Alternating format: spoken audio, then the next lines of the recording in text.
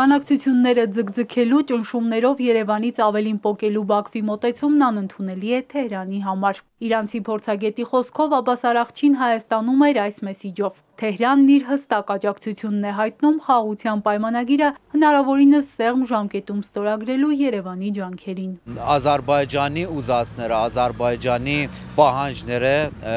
շատ ավելին են կամ ինչ-որ նորմալ բանակցությունների գարան ստանան երկու կողմը։ Իրանը ամեն ինչ կանի, որ ավելին ինչ-որ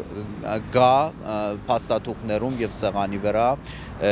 Բաքու չի պահանջի Հայաստանից եւ Հայաստանի կողքը կայնում, որպեսզի Հայաստանի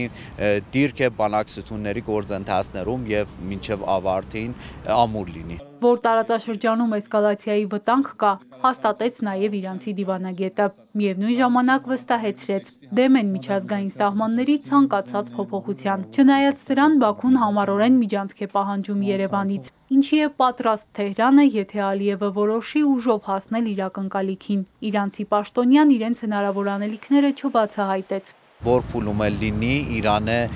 միշտ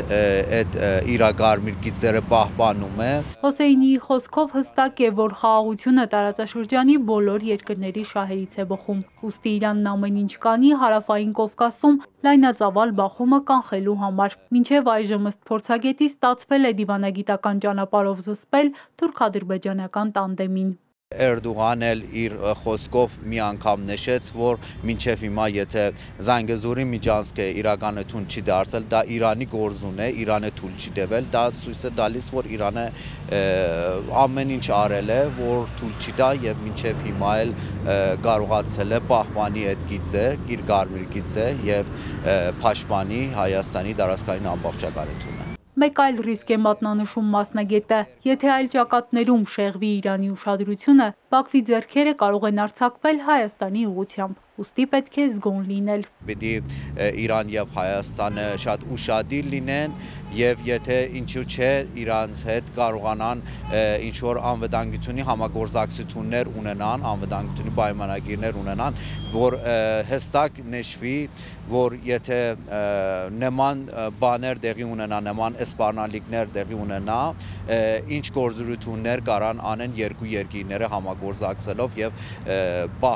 կարողանան պահպանեն դարաշրջանի անվտանգությունը իր հետ։ Այս փուլում Հայաստանի շփումներն արևմտյան երկրների, այդ թվում Միացյալ Նահանգների հետ Իրանին չեն խանգարում, հատկապես եթե այդպիսով տարբեր ոլորտներում Երևանը ձեռքբերումներ է ունենում։ Հոսեյնին վստահեցնում է, տնտեսապես անվտանգության հարցում ապահովված Հայաստանի գոյությունը Իրանի շահերից է բխում։